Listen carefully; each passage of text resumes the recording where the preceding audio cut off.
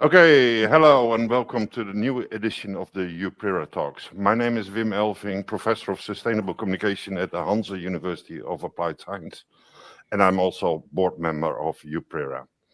For those of you joining us for the first time, let me introduce UPERA. UPERA is the European Public Relations, Education and Research Association, currently with more than 550 members in over 50 countries. Our members are academics and professionals primarily from Europe, but our memberships expand even beyond the continent.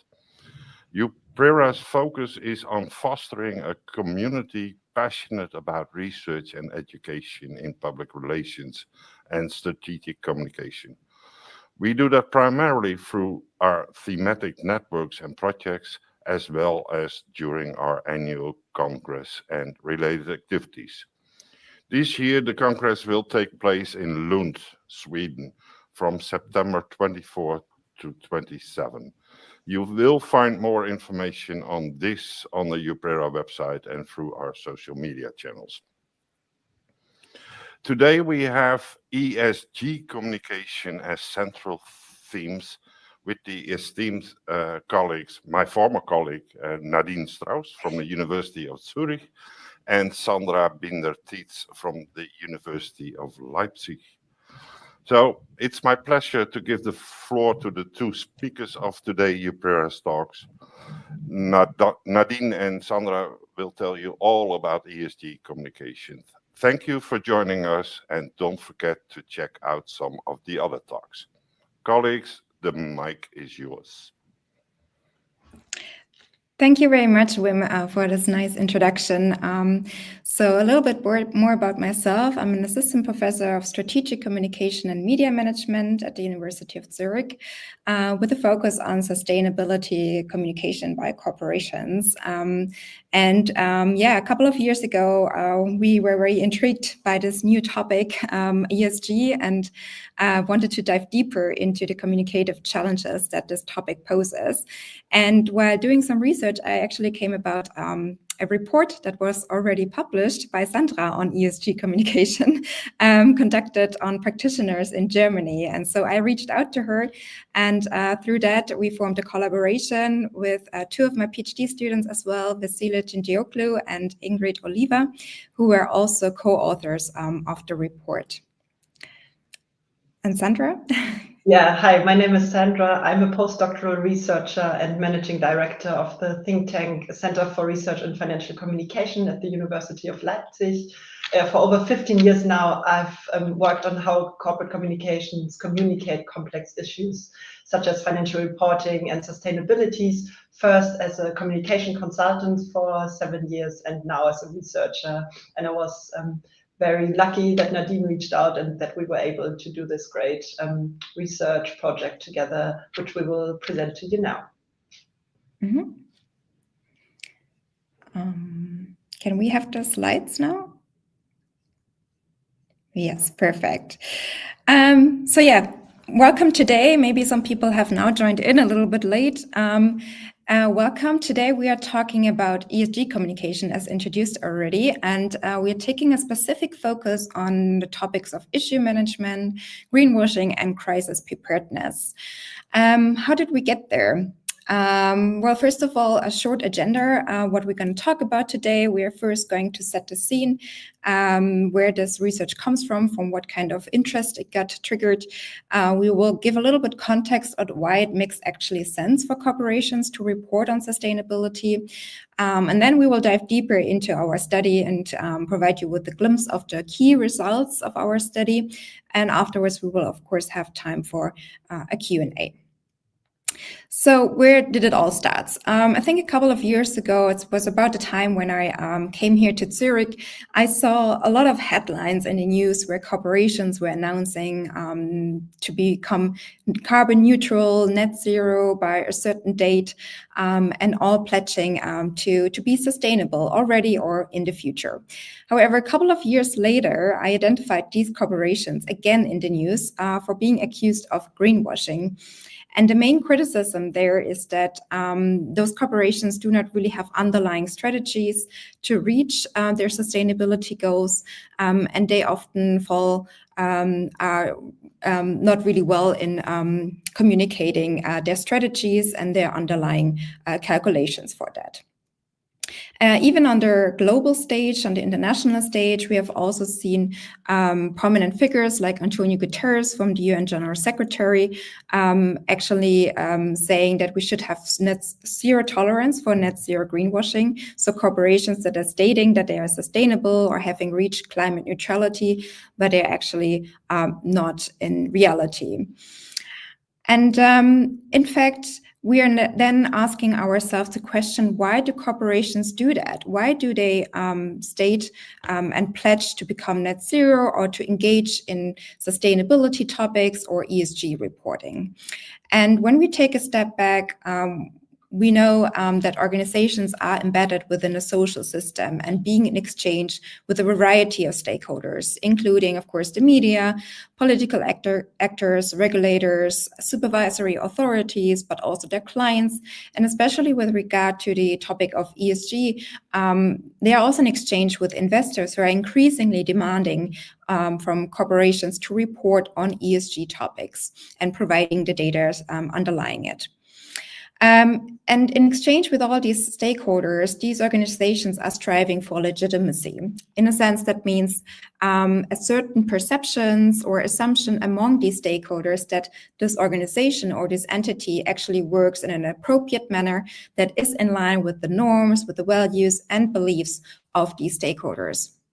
And as I've said before, these stakeholders are now actually really firmly embedded within those norms and values of sustainability. So sustainability has become really a norm that organizations are striving for in these exchanges with stakeholders. We have seen that, for example, in the youth climate movement, with people going into the streets fighting for climate justice. We have seen it particularly also in the financial sector, with sustainable finance gaining rise in the early 2020s, even though some of it has been also rightfully being identified as greenwashing. And we also see that many consumers are now opting for more organic and sustainable products. In fact, for corporations, when we look into the literature, communicating about sustainability does make sense. We see in overview articles, in meta-analysis, that better quality of sustainability information has a positive impact on legitimacy perceptions, that CSR activities and communication thereof has positive relationships with consumer product choices and purchase intentions.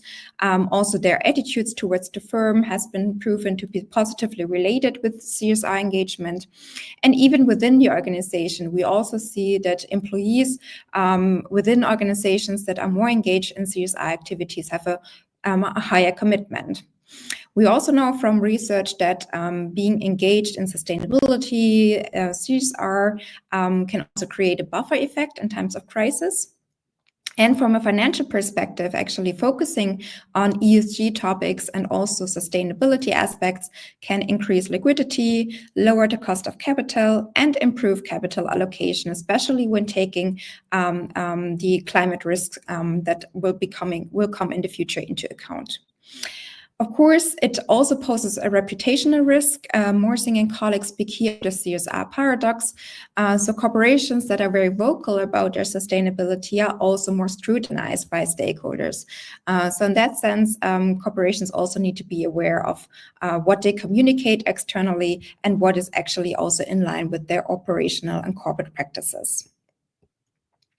The benefits of ESG reporting, more specifically, has also been highlighted in the literature. In a recent study, we could show that actually high quality in ESG reporting also enhances credibility and trust among stakeholders.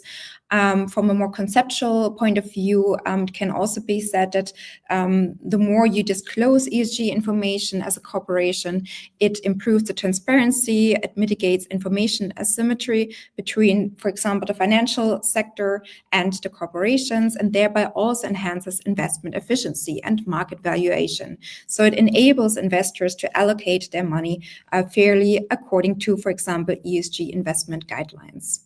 Furthermore, ESG reporting can also foster transparency and accountability, and on a more prospective perspective, it can contribute, of course, to societal development, stakeholder engagement, and ethical business practices.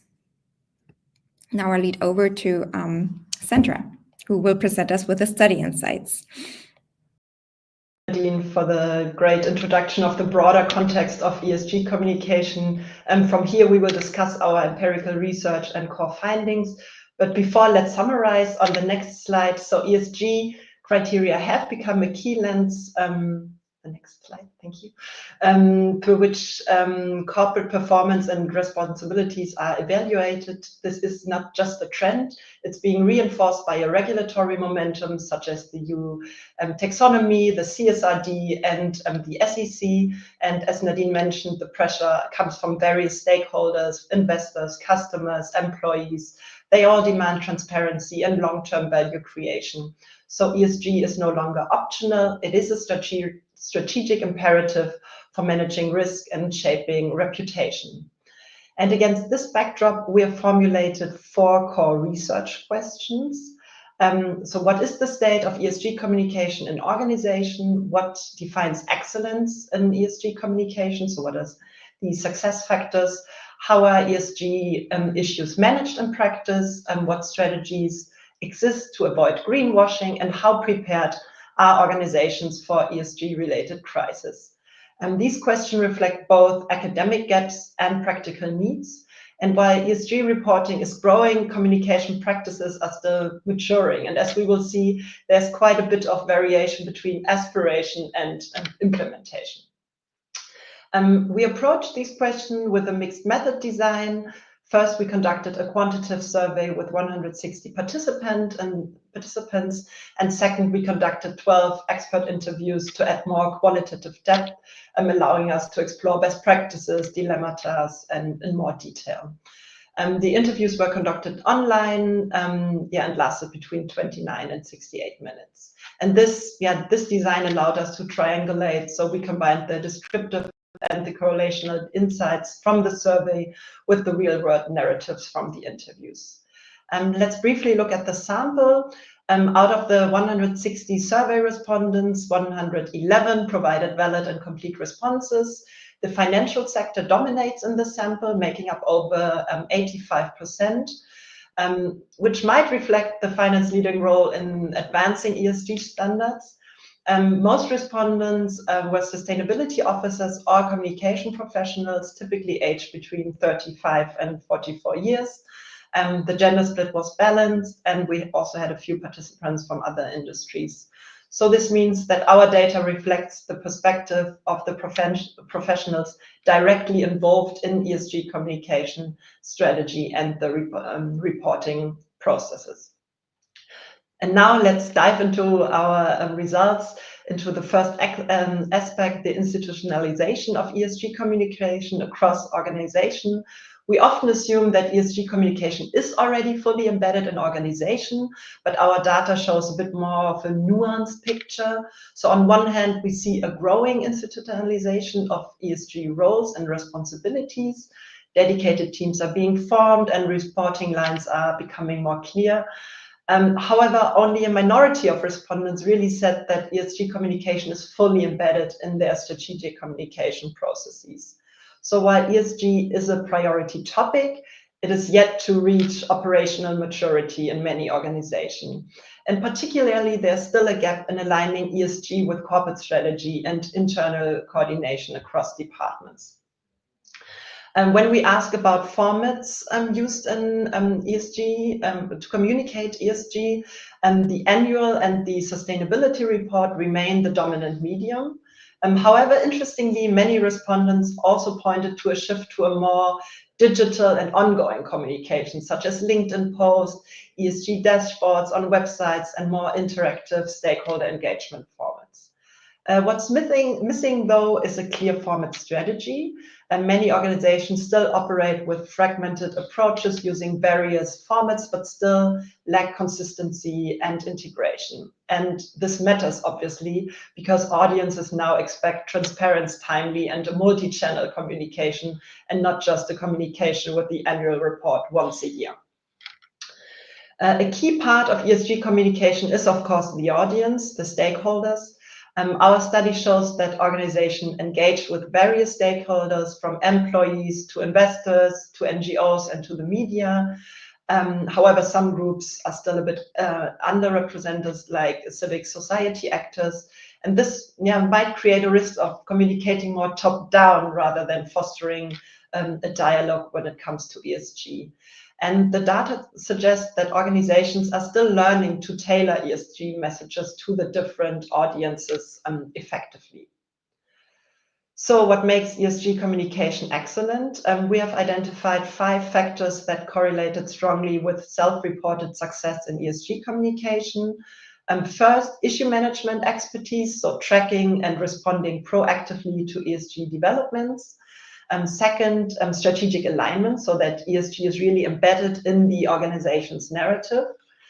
Third, crisis preparedness, so having an infrastructure to respond to ESG-related crises. Fourth, the frequency of ESG communication, so it seems that regularity helps to build credibility. And the size and professionalism of ESG teams, so more resources tend to mean better results. So excellent, it's not about intention, as we know, it's about really capacity and integration of the topic in the communication processes. Closely tied to this is the question of issue monitoring. Many organizations still fall short here. While the importance of ESG issues is recognized, there is a lack of systematic monitoring tools. Few organizations have installed formal mechanisms to track regulatory developments, media narratives, or stakeholder concerns in real time. Instead, many, they rely on a more ad hoc scanning or the individual expertise. So our conclusion regarding this topic is clear. Professional ESG communication requires a professional issue monitoring to anticipate risk and to communicate credibly. And I will hand over for the rest of the results to Nadine now. Sandra? Yes, now I'm on again. Thanks a lot for presenting the initial results, or the first part of the results of our study. The second topic or part of the presentation that I want to talk about is greenwashing. And I think also with cases such as the DWS scandal from Deutsche Bank in a couple of years ago has really brought this topic to the public agenda. And with that, we also approached, of course, the practitioners and wanted to find out how they perceive the greenwashing risk they are exposed to, and also to what extent they have dealt with the topic themselves. And what we have seen is that about 16% have already dealt with such accusations about false ESG claims. So it's a rather small share of our respondents. However, we have to say here that, of course, our sample might be biased towards those people that are maybe a little bit more professionalized in ESG communication already, and that felt comfortable answering our research questions in the survey and also the interviews that we conducted with some of them. What we also found from the survey is that many of the participants actually consider a strong backlash when they communicate about E, S, and G topics. And this is more so for the topic of the environment. Of course, the environment is also one of the more prominent topics when corporations are talking about ESG. This is due because there's both data available with regard to the environment, for example, be it Scope 1 and Scope 2 emissions, CO2 data, and also the storytelling about the environment according to the interview is easier than, for example, with topics regarding governance or social. With that in mind, we also wanted to know how they actually try to avoid being exposed to greenwashing accusations. And we identified 6 overall strategies based on the interviews. And we think that some of them, or actually all of them, are very important for practitioners to keep in mind when dealing with ESG communication. The first one is greenwashing. This involves understating ESG claims to avoid overpromising. In a sense, practitioners stated that they really shy back from being very vocal about their ESG engagement, and they rather keep silent, and they would only go, for example, out to the media, release a press release or any other kinds of communication when they're really sure they can contribute something substantial to the sustainability debate or the ESG environment, discussion environment. Second, internal training was very prominent among the practitioners. So there is continuous education going on with the teams being involved in ESG communication, especially regarding the clear and accurate communication of ESG data and topics. This involves, of course, a cross-departmental engagement.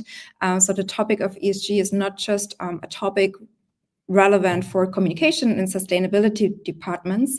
It also becomes of relevance for the legal, for the risk department, and having everybody on the same kind of level regarding how ESG should be communicated has been identified as a preventive strategy of not being accused of greenwashing.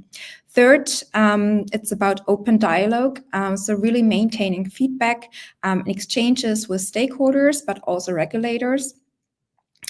Just on a side note, our interviewees were mostly from Switzerland, and here this very close collaboration with the regulators was identified as really helpful and kind of a mutually respectful exchange to keep basically both sides informed of what are the regulatory demands and also what challenges are actually corporations facing in putting these regulations into practice. So other practitioners, for example, also stated that they have regular exchanges and meetings with a variety of stakeholders to show them, for example, what they have been working on in the field of ESG, and then get their feedback on that, and in turn also involving that feedback again in their further development of ESG strategies. Fourth was benchmarking. Here it's about aligning practices with global ESG standards. What's becoming relevant here are trade associations such as, for example, TCFD or SBTI, Science-Based Target Initiative, that all offer guidelines and reporting practices that can help all industry participants to learn from the best in the field.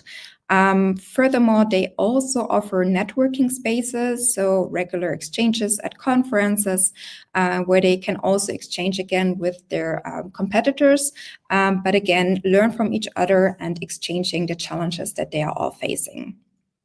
Fifth is transparency. Here it's about ensuring that all the claims, all the statements are backed up with data and references. I remember here an example from a marketing expert who was actually really bothered about these new kind of regulations that were coming up with ESG reporting by the government, and where the risk and law department was really holding him to account to ensure that all statements and claims that he made in the advertisement and in the newsletters and all kinds of communication material, that was backed up by a reference or by some data that they could prove to have in the back, basically. Sixth, it's about external audits. This, of course, is rather something that's more done by bigger and more resourceful organizations. So really engaging an auditing firm to have an independent verification that eventually then validates those ESG efforts and basically signs off of the communication. And we have seen it also in the past years that these auditing consulting offers have really increased in the past years and have been also requested by many corporations. Just on another side note, we have also asked the respondents in the survey to estimate themselves to what extent they are engaged really in greenwashing, with like taking the organization into account. And here we only found 3.3% of the participants that said that their organization is engaged in a lot or a great deal of greenwashing. So again, we have a really optimistic and exemplary sample here that we surveyed. Whereas in the interviews, it became also obvious that some of them are really rather working on the borderline, and they are not really sure of something that they're already communicating can actually be considered as greenwashing. When, of course, such a greenwashing accusation hits, that can also lead to a full-blown ESG crisis, as we have seen with DWS, with BlackRock, and some other big firms like Goldman Sachs. So we were wondering, how prepared are organizations actually if such a crisis would hit? And in general, again, the picture was rather optimistic. About a bit more than 60% indicated that they are very well prepared for such a crisis. However, we saw that only about 20% actually have a dedicated ESG-related crisis plan ready. Most of them do, however, have a regular crisis plan that can, of course, be adjusted to other crisis situations. Only about 60% have experienced an ESG-related crisis. And of course, many stated that they are engaged in all kinds of crisis preparedness activities, such as having crisis preparedness plans, as I stated, but also media trainings, crisis simulation training. And this citation by an anonymous participant from the interviews also makes this very clear, where he stated that although they are trained in crisis communication, they all hope, of course, that this never occurs, but they do think that they are ready to handle it professionally.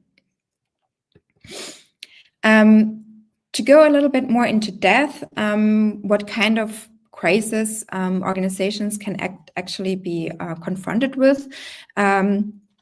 We presented the practitioners with 7 different crisis situations, ranging from institutional crisis, for example, if stricter regulatory requirements are posed, for example, at the EU level, now with the CSRD, but also adjustments that are currently being discussed. Another crisis is, for example, the performance crisis. If a corporation gets a low ESG rating by a renowned rating agency. Another crisis that we also put here on the list is a management or leadership crisis. For example, if a CEO badmouth ESG or is publicly saying that he is not believing in that, then a crisis that's solely based on rumors.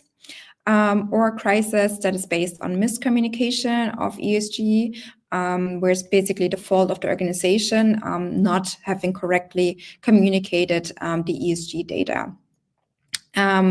Furthermore, we have also industrial relations crisis, for example, when there is a conflict with clients or suppliers on the topic of ESG. And lastly, we also included the crisis of ESG shareholder activism, where shareholders actively try to engage corporations to improve on these topics of ESG, provide more transparent communication, and showing more public, more effort on these topics. Across all these crisis situations, what we find is that providing information is key, and that also corresponds with previous research from the European Communication Monitor. However, what we also see is that there is a difference, for example, when crises really speak to the responsibility of the organizations, for example, such as the leadership crisis or the miscommunication. We also see that an apology is required in such a crisis situation.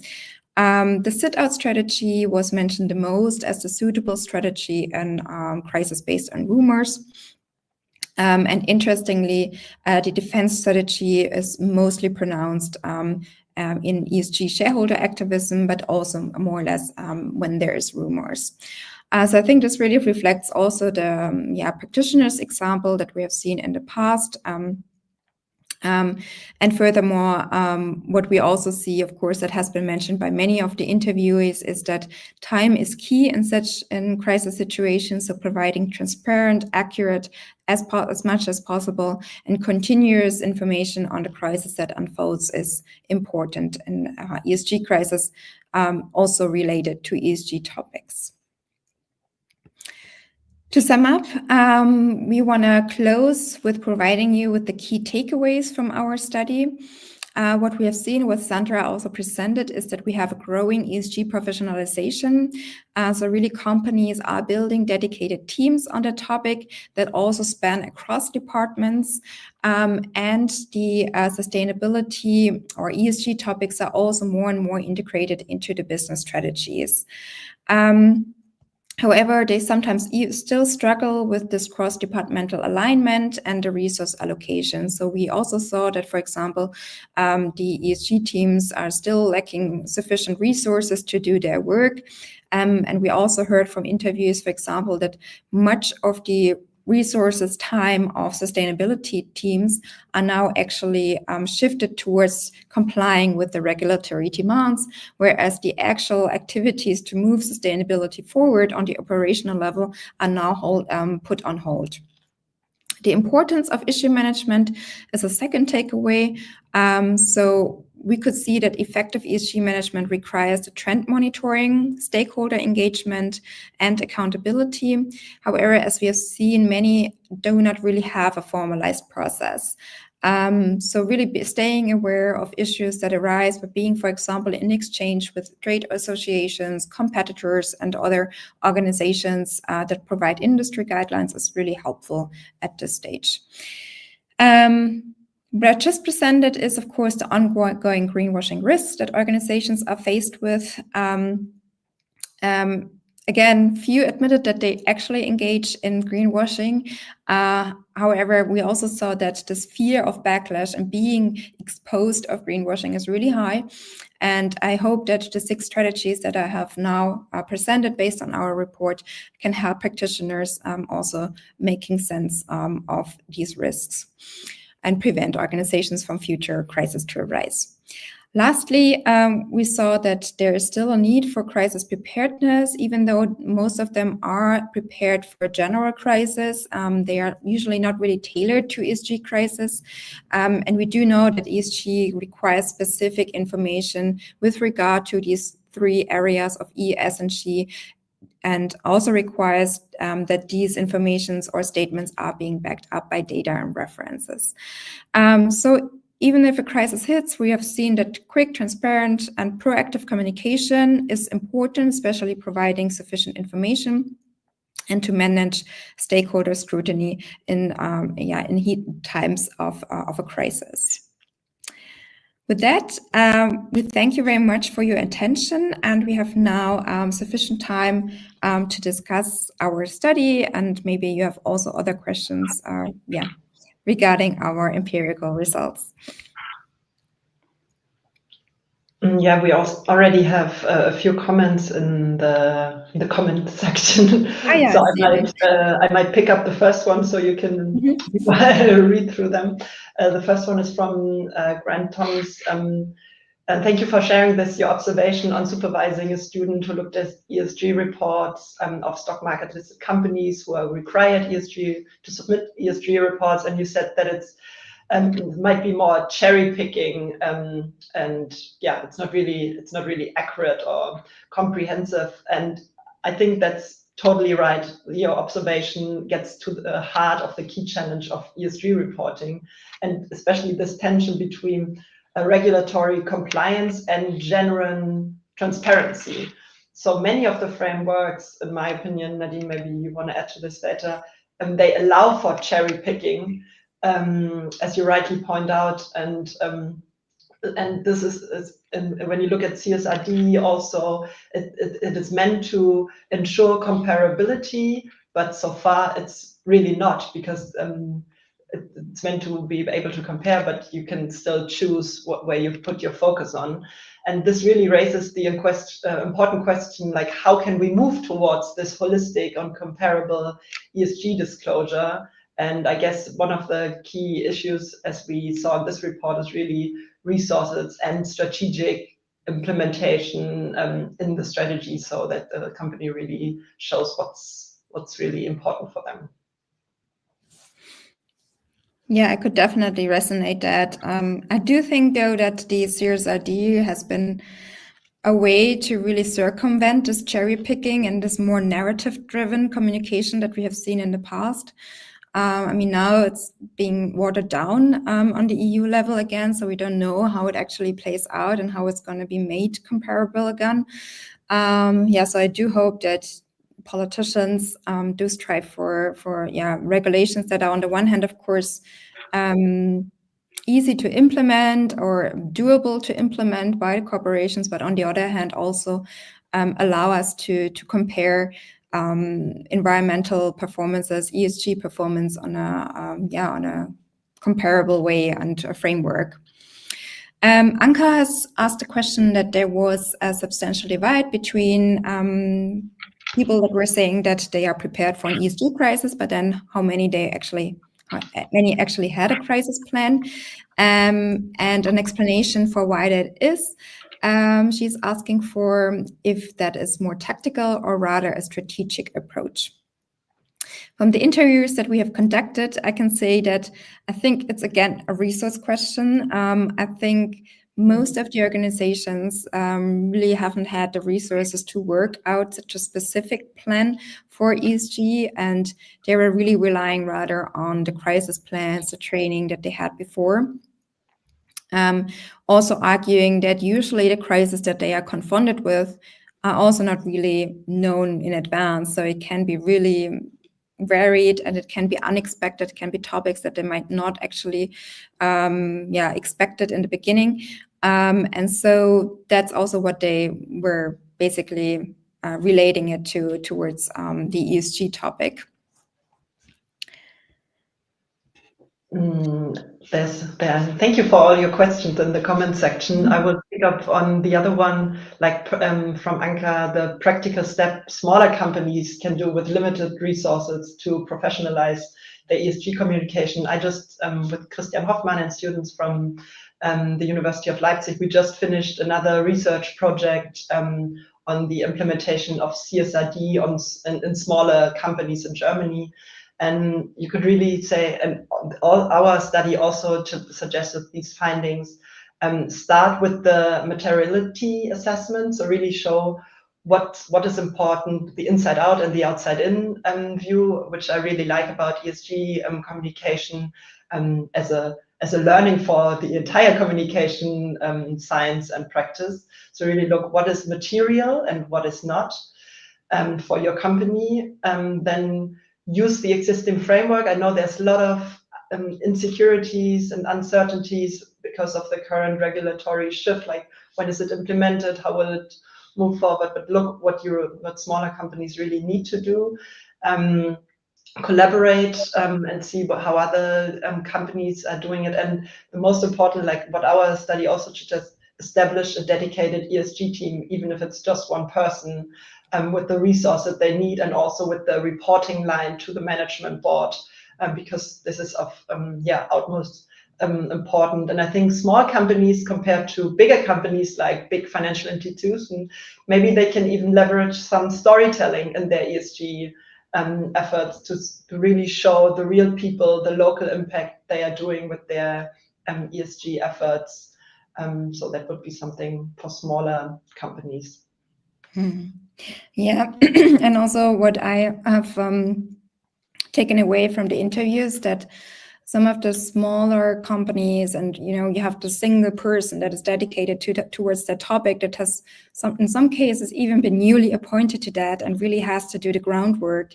I think what they really profited from are these networks that are available. So, for example, here in Switzerland, we have the Center of Corporate Reporting.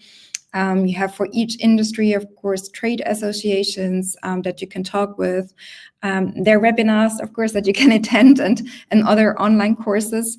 So I think really kind of sketching the environment where you can get these resources that help you to save money and time for the organization, but also for you on your job is helpful for these smaller organizations in professionalizing their practices.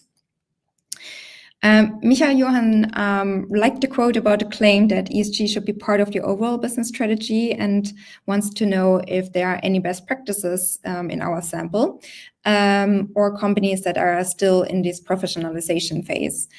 I think from the sample, of course, we don't really know that from the survey sample, but from the interview sample, we could certainly identify, first of all, again, the backdrop that many of these organizations we talked to were already quite professionalized on their ESG communication and comfortable talking with us and showing us the best practices in that regard. And I think true, and most of these best practices were actually financial institutions that were actually built already 20 years ago with the purpose of being ethical and being sustainable. And really from the start of setting up the business model, the sustainability aspect was at the center of the operations. And so this is also where this quote comes from. I think as you cannot really communicating credibly and trustworthy externally to your stakeholders that you're engaged in sustainability as long as your business model and your core business is not really tailored towards the ESG criteria or SDGs, whatever is used in that regard. So, of course, this transition for other companies towards changing their business model can be quite challenging. But at the same time, we also believe, and this is, I think, also our contribution, is that really this communication aspect of having people engaged on various departments, cross-departmental, of moving this ESG transition forward is needed to find this alignment between the business strategy and then the external communication about ESG topics. Yeah, totally agree on this, because here really investor relations and the communication department and the sustainability department, however it is set up in the company, can really be somebody who tells you what the stakeholder wants. For instance, if we think of the integration of ESG as the business strategy, we should also think about the remuneration of the management board. So if we know that investors want that, then investor relations or communications can have like the outside-in perspective and giving that to the management board, and then you really think about how strategy and ESG as part of your strategy should look like. So we really see this boundary spanning function here in a very nice way.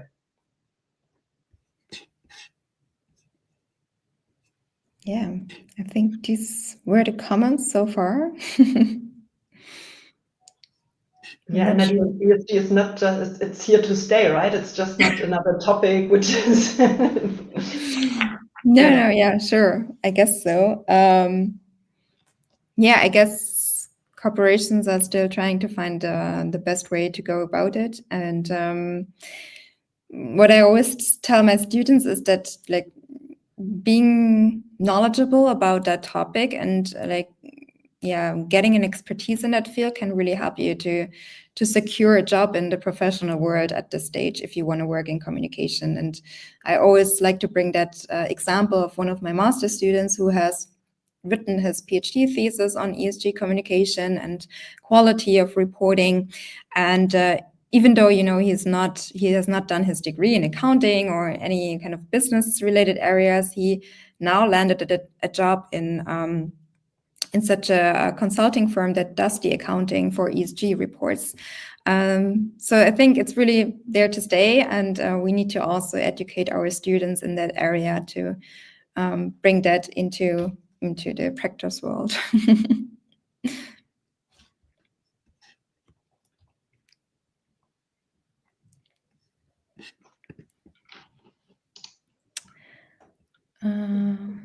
Okay, I think we are ready probably from our side if there are no more comments or questions. I mean, we are of course always available via email or via LinkedIn or YouTube, even when the webinar is being put up there later on. Then we would like to say thank you for tuning in, for asking interesting questions. The recording will be available on the Upera YouTube channel, as will also be the download link. And yeah, we look forward to seeing you also at upcoming webinars again. So thank you from my side. Thank you from my side. Bye.